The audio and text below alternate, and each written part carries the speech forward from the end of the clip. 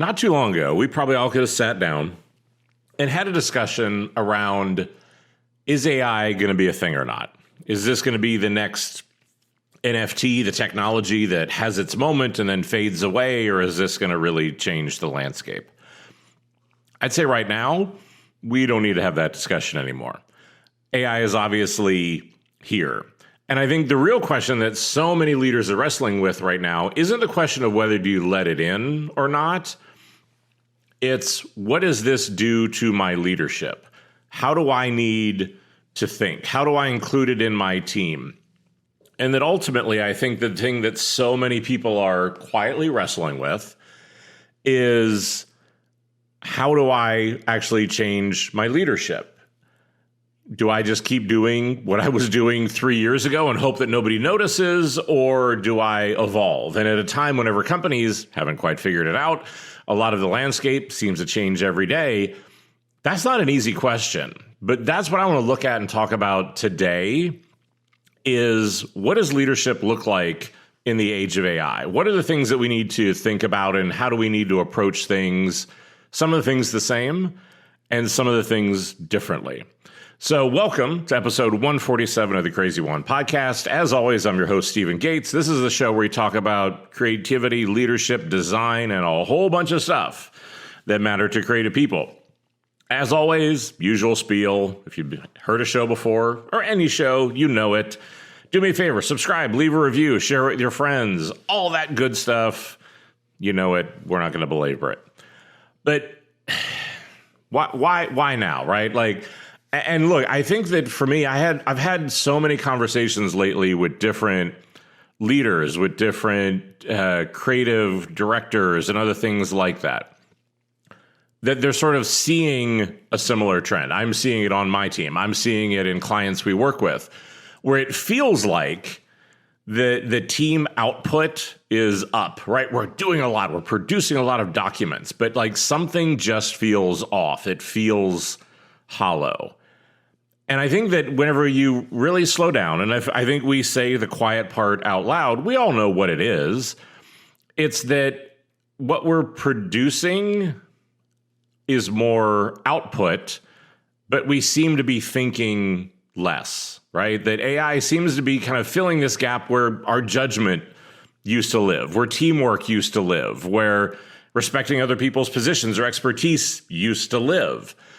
And the reality is, as we all know, is that that's not a tools problem, that's a leadership problem.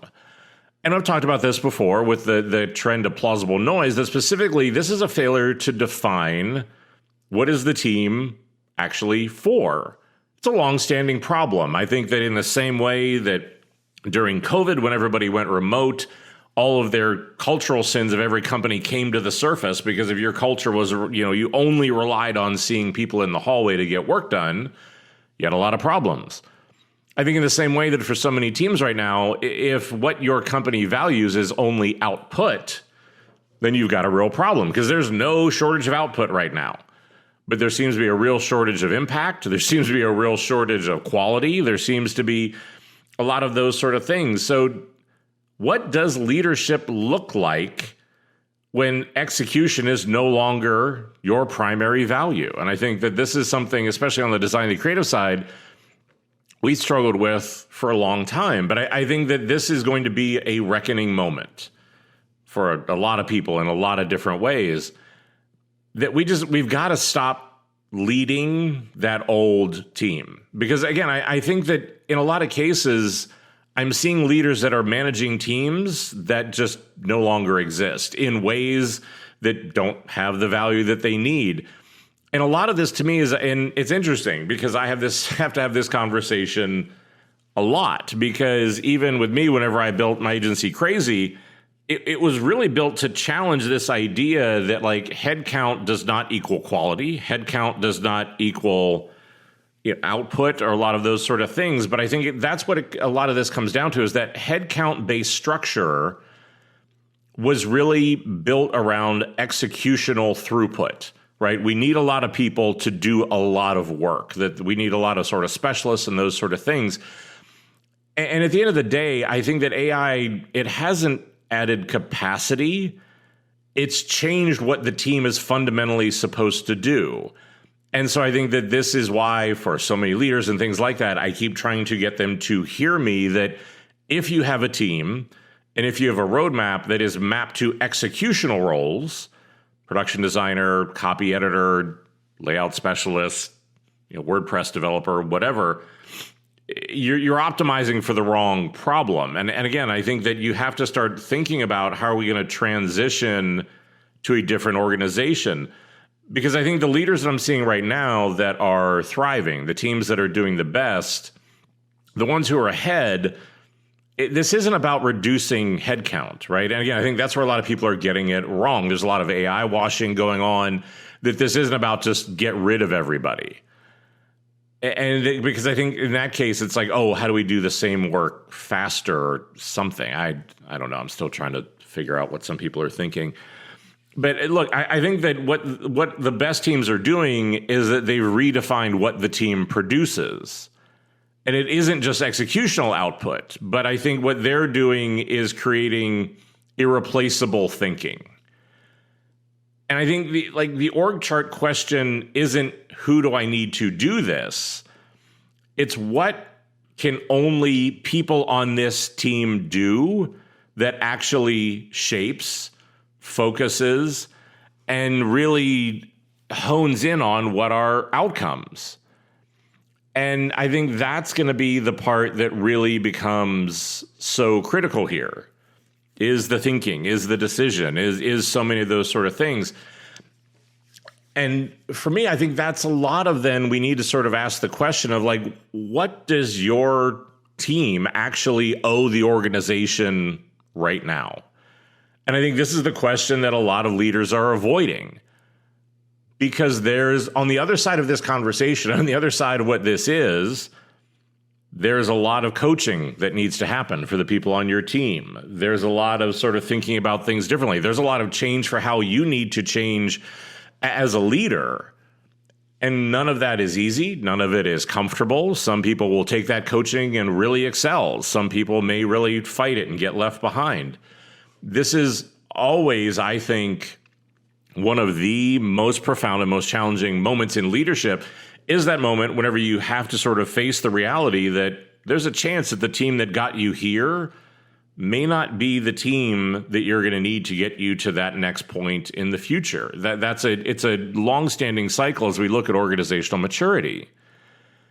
But I think that was the thing, right? Like before AI, most of your team's value was probably really defined by quality and speed of execution, right? So probably more the latter than the first, but a lot of it was, if you tried to do design thinking, you're going too slow. If you ask what the brief was, that right, like it was just get it done, get it done, get it done, get it done. That formula has been broken for a long time, but I think a lot of companies, and especially on the digital product side, are going to have to learn the hard way. And again, I keep saying this, that producing bad work faster, not an advantage.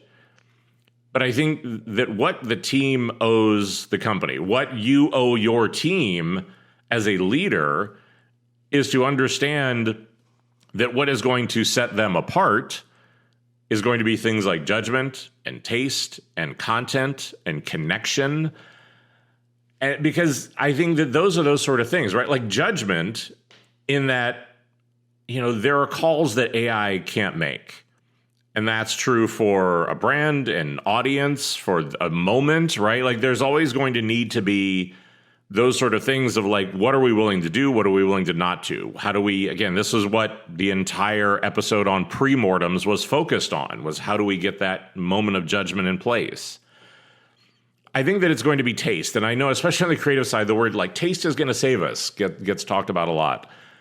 But I think that taste, for me, is in a few different ways. I think that for me, it's mostly recognizing when something may be technically correct, but may be creatively, tonally wrong or unoriginal, or again, where we need to bring a different perspective on it, because the models tend to be good to sort of finding the middle of an idea. I think it's incredibly important to recognize that you need to bring context. This is history. This is culture. This is those sort of unspoken rules about what actually works here, because not every great idea is going to get launched by a company. There's a lot of nuance to how do you get something from the spark of inspiration to the reality of execution. That sort of context matters. And I think there's also just connection, right? Like the human relationships that make ideas possible, that make them get approved and to actually ship. That I think a lot of what this is, when we strip it back to just the execution, it should be like, oh, well, of course the best idea wins. No, it doesn't. It doesn't, right? Like it's just, we all know that. Most big ideas are made smaller and safer, and that it is a lot of work to protect them and to do a lot of those sort of things. But I think there's also sort of a fifth one that leaders really aren't thinking about yet. And I think this is something I've tried to talk about on here a lot over the years, and I think it's something we need to take much more seriously, is that a lot of what it is going to be is that our ability to be systems thinkers and stewards of these models. Because that's the thing, right? When you think about it, your team just doesn't use AI, or if you do, you shouldn't use it just off the shelf. You have to shape how it performs for your organization. You have to teach it. You have to give it feedback, whether that's to get it to write in the brand voice or to work in the way that you want or to understand your brand, or right, like there's all of these things every single day that you have to do. And who on your team knows how to train outputs, refine those prompts, build institutional knowledge? Because the thing is that's not a tech skill. That's a leadership skill. And this is the thing that I find the most interesting, is that in many cases, in a lot of the conversations I have, the people that are the most resistant to AI, being leaders, are the ones who I think are probably the best equipped to be able to use it so well. Because I think that that's the sort of thing, is that doing that training, giving feedback, having perspective, having the judgment, taste, context, connection, right? Like that's what really good leaders do really well. And I think that's something then that we need to sort of be aware of, that is our role to step up into that. And because this is the thing, is that right now, too many teams they treat AI like a vending machine, right? Like they bring sort of a search mentality to AI, that I'm just going to type something in, I'm going to take whatever it tells me, and then I'm just going to go paste it into whatever I needed to do. And my thing is just like, look, if you're going to have a vending machine approach, you're going to get vending machine results. And I think that that's one of those things, is that it is, how do we be involved in developing these models, in owning them and maintaining them, in how do we use them to making sure that the output is right, to understanding that there are jobs that were never part of our core value. And that's the thing, is that none of this stuff that we're talking about, I'm seeing on any job descriptions. And that is, as a leader, I think, to do two things. One is to recognize your role and your skill set probably has far more value than what you thought and how you approach AI. But also, like, this is your job to fix, right? Like, this is some of the stuff you got to start to lead into. And I think a lot of that, again, transitions back to, like, how do you position your team's value?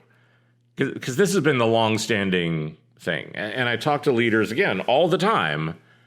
They don't like to engage in uncomfortable conversations. They don't like to push back on colleagues who are trying to sort of define what their team is. And this is one immutable truth that I have found over the years, is that either you are going to define your team, you are going to define your value and how you work, or your organization will define it for you. The latter never leads to outcomes that people enjoy, are good for your career, are good for your team. And that's the thing, right? Is that if you are not defining your team's value in the age of AI, somebody else will. And I can guarantee you they're going to get it wrong. They're going to value the wrong things. They're going to disassemble the value of your team. And so look, all of this is, I think we're all aware of the pressure and the problems. But, you know, the heart of this is like, great, what the hell can we do about it? And here are the three things you can start doing today. One is to name what AI can't replace on your team. Not in theory, but in practice, right? Like, be specific that these are the things where we deliver value. This is how we work with it. This is what it cannot replace.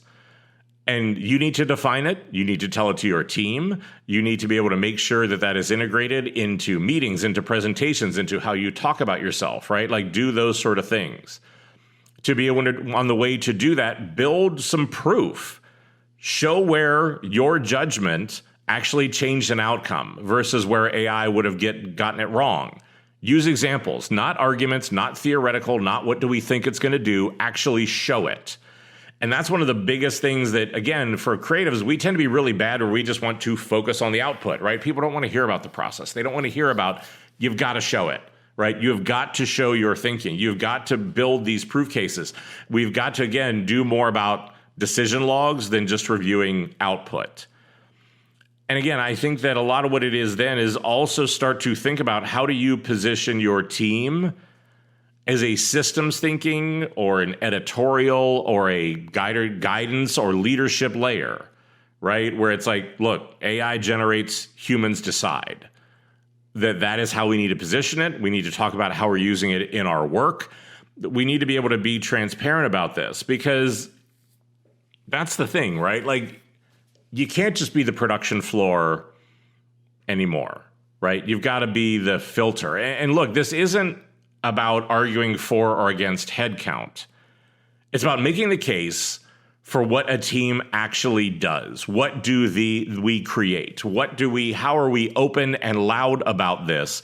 Because as it goes from you up through any layers of an organization, right? If you're a really senior executive, if it goes through a CMO or a CTO to a CEO to the board, if you're further down an organization where there's a lot more layers, you have got to get strong on what this is because there's a decent chance that the meetings where this value and the future roadmap and those things are being decided, you might not be in. So you have got to make sure that people are crystal clear that you are on top of this. You are thinking about it and how you're approaching it. But I think that for us, it is also going to mean that we need to start to rethink how we build and develop a team. And again, I've talked about this all the time on this show, right? Like I'm a huge foodie. I love to cook. But more than that, I've traveled the world really seeking out the world's best chefs to understand how do they build teams? How do they build culture? How do you bring a kid who is brand new out of culinary school and put him into one of the world's best kitchens and have them produce at a level where they can actually contribute? And look, and the interesting thing to me is that they all tell you the same thing, that, you have to have a great palate. Do you have to be able to have eaten great food to cook great food? Because if you don't know what great tastes like, you can't make it, right? And I think that's the thing, is that a technique can be taught.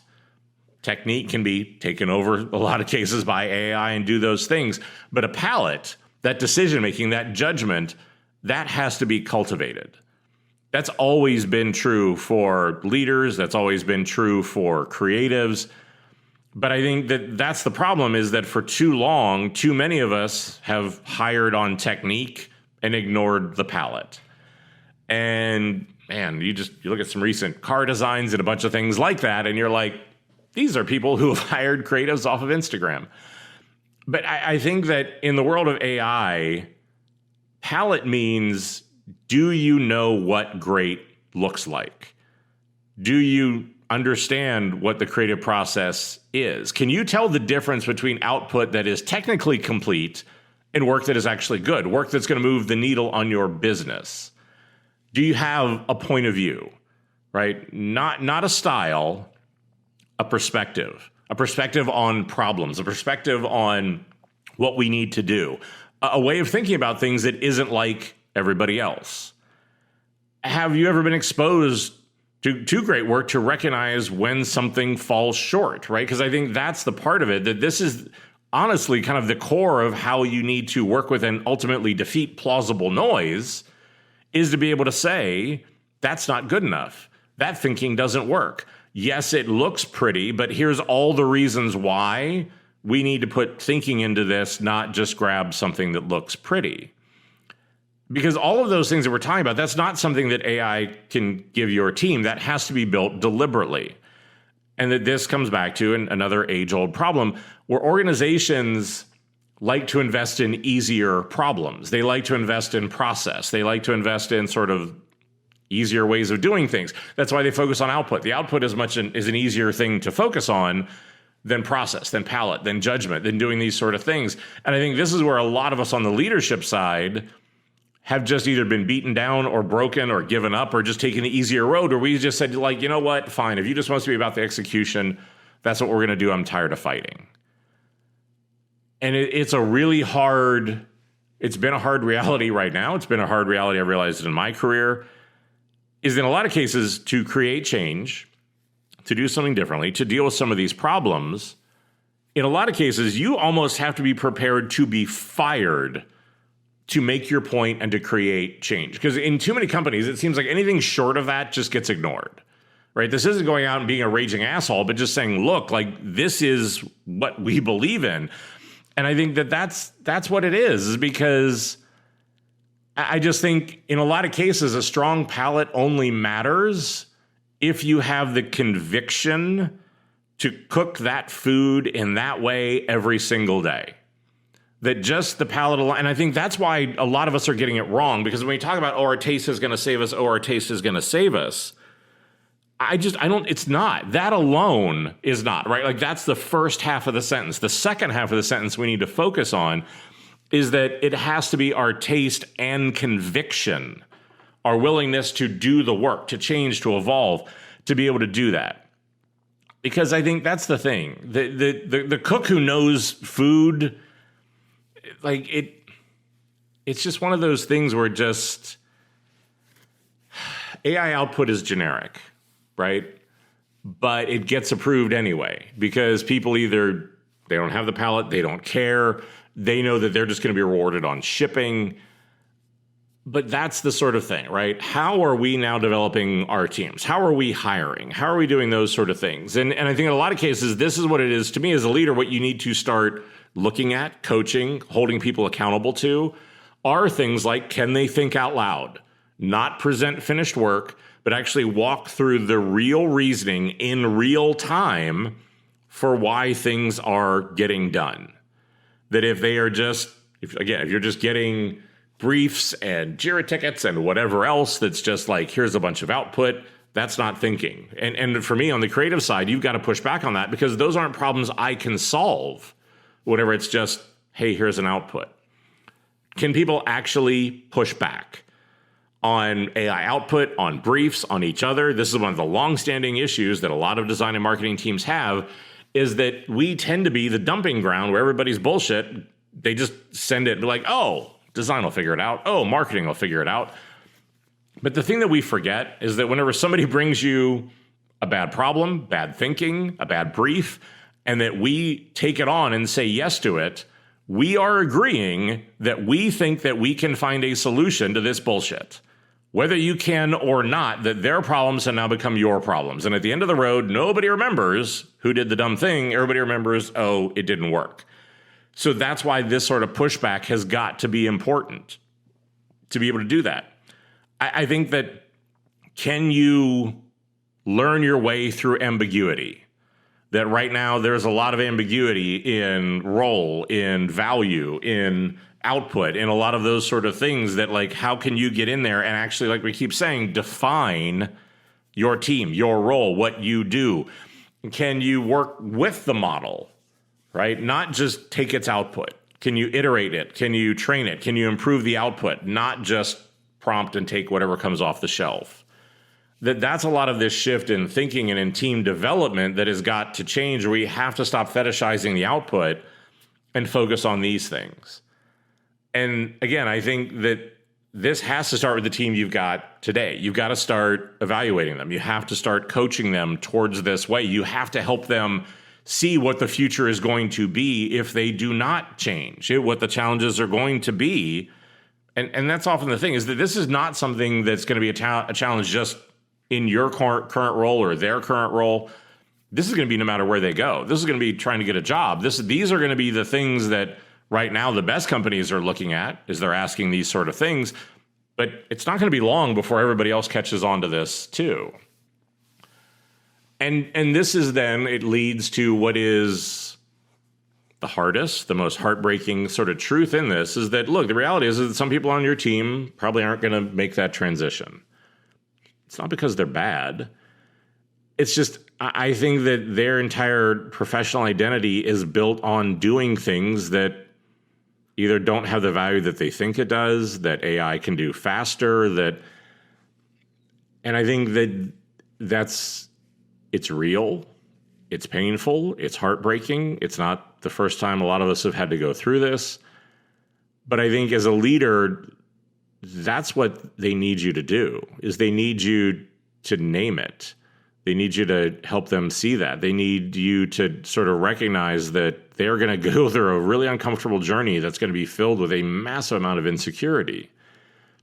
And I think that that's the thing. The leaders that are failing the team right now, they're not the ones making the hard decisions. They're the ones that are avoiding these conversations entirely.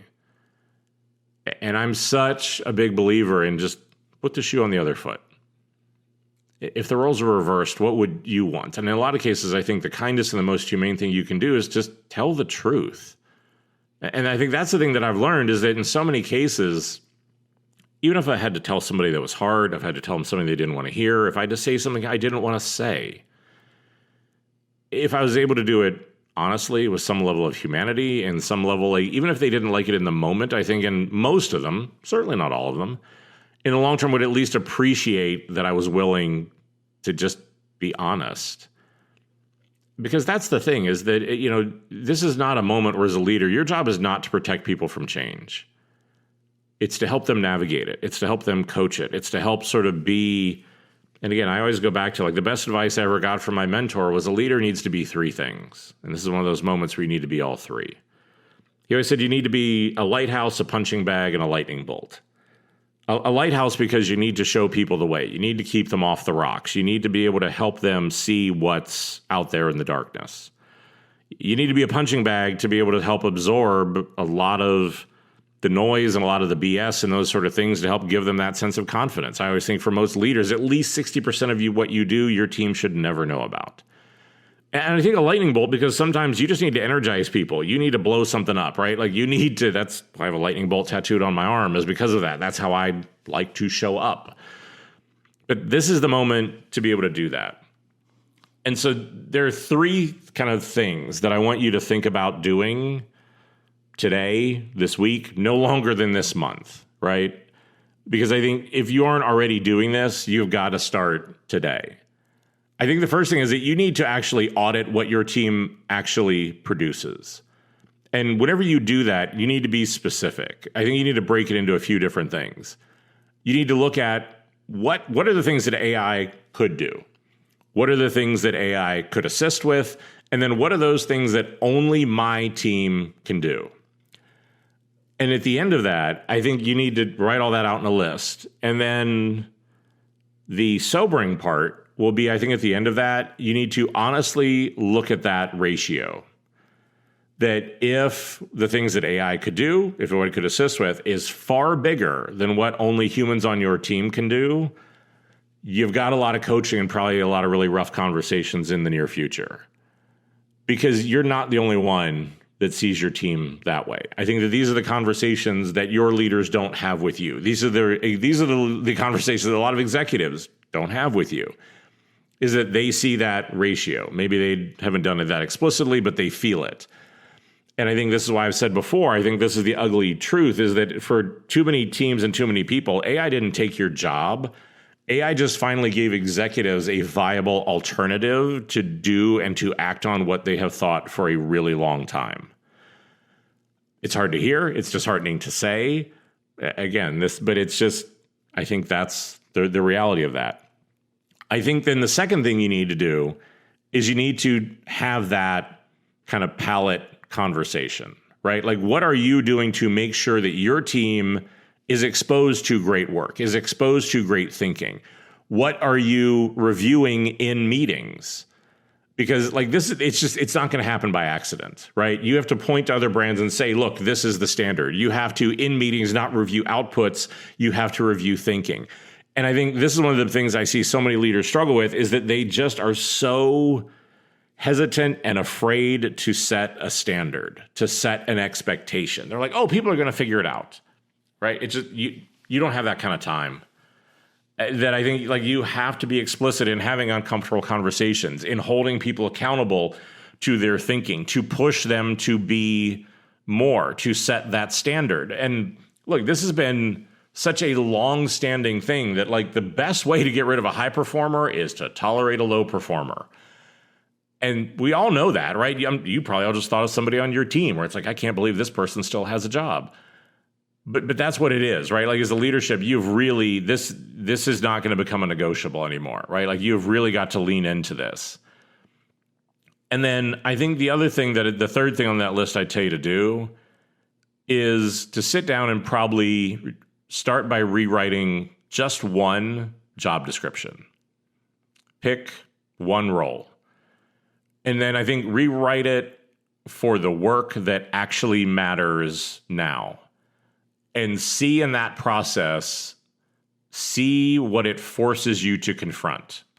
In a lot of cases, whenever I'll do this, a lot of cases doing job descriptions and org planning, it can be difficult. But I think in a lot of cases, you have to strip the name and the current talent set out of that process, right? That at the end of the day, what do we need this person to really do, to really define the role? And then overlay who the person is that's in that role on top of that. Because that needs to then define their development plan. That needs to define what do you need to do to set them up for success. Because the other thing that I don't want to have happen here is what I see too many leaders do, is that they go into this process where they're just going to let themselves off the hook. They go into a performance review, 60-day review, 90-day review, whatever, and they're just kind of going through the motions, waiting for the 30 days, the 60 days, the 90 days to be over so they can get rid of that person. If you do that, you're a bullshit leader. I'm sorry. Like, unless there's just been some massive, massive issue where it's just obvious they lie, they cheat, like they do something that's just unrepairable, like that is your job as a leader, is to set them up for success and not go through the motions. Because there have been a lot of people that I put on those plans and brought them back to make them some of the best people on the team. They just need somebody to believe in them. But this is a leader where you've got to do the work. And because at the end of the day, it's just, you can't lead a team you haven't defined. You can't refine a team that you haven't honestly looked at. And look, the team you got right now is not going to be the same team you're going to need in 12 months, 24 months. And I think a lot of people are sort of like, hey, well, I'll wait and see. I'll wait and see what the organization is going to tell me we're going to do. I'm going to wait and see, right? This goes back to my forever comment that hope is not a strategy. Hope is not going to save you. Hope is not going to get us where we need to go on this. And that I think the leaders who figure that out, who do something about it, are the ones who are going to matter. They're the ones that are going to rise. They're the ones that will be able to tamp down and expose a lot of the plausible noise that's probably causing you a lot of headaches right now. They're the ones who are going to, again, really be seen as strategic leaders and thinkers, which is where our value has always been. But I think that those are the ones who are going to matter. But we've got to start having this conversation. We have to confront a reality that's been a reality for far too long. And I know it's that reality because, again, 7 years ago, when we did that study LinkedIn or at Envision, we saw that like 82% of the world's companies were in the middle to the bottom of the maturity scale on kind of how they were viewed in their organization. So this is long-standing work that's needed to be done. It's just now there is a very viable competitor and problem that if we don't do this work, if we don't define ourselves, if we don't believe in ourselves, if we don't stand up for our value, if we just allow ourselves to be minimized and defined by other conversations, if we take the easier path, if we let the stupid people win, that's why stupid people are successful, right? They're not quiet. But if we do that, the impact's going to be real. And you're going to look back at this moment and you're going to go, shit, I should have done something different. And that's, as a leader, like you don't ever want that regret. You don't want that moment. Nobody does. But you've got to start thinking about it now.